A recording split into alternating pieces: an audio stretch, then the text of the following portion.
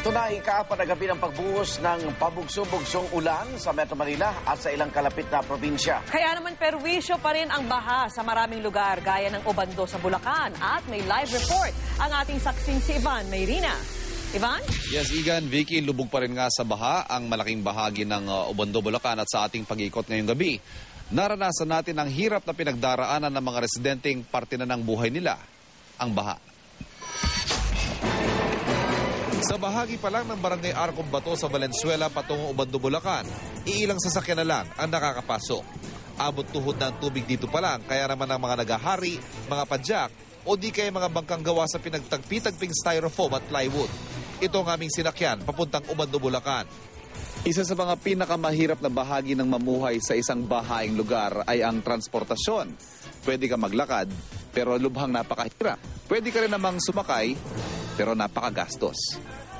30 hanggang 50 pesos ang singil kada pasahero ng mga padyak at bangka. Halagang mahal daw para sa mga tulad ni Aling Lydia na hindi naman daw kalakihan ng kita. Hirap po, pamasahe namin araw-araw 300 eh. 300? Paano, babayad kami 50 isa. Papunta pa lang dito, punta pa Malanday. Wala nang nakatitira sa kinikita namin. Pero di naman daw kasi biro ang hirap ng pagpadyak at pagtutulak ng bangka sa hanggang bewang na baha. Mahirap. Ang mga paa mo, katulad ito ngayon, sugat-sugat na sa bato. Pero hindi lang palabas at pauwi ng bahay mahirap, kundi pati na sa loob mismo ng bahay. Si Vincent Tigbawan sa garahe magpapalipas ang gabi dahil pinasok ng bahang loob ng kanilang bahay. Gaya niyan, sarili mong bahay, hindi ka makatulog sa loob dahil binabaha yung loob. Opo, kaya sa garahe na lang. Okay na sa amin yun. Basta makatulog lang. Kaysa naman dito, malamig, malamok pa. Lubog sa bahang 11 barangay sa Obando.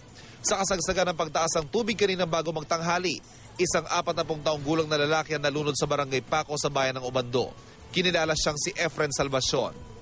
Relief kailangan namin kung mayroong nakikinig dyan at sana ay mabigyan kami ng relief goods dito. Dahil ang apektado ay buong Obando.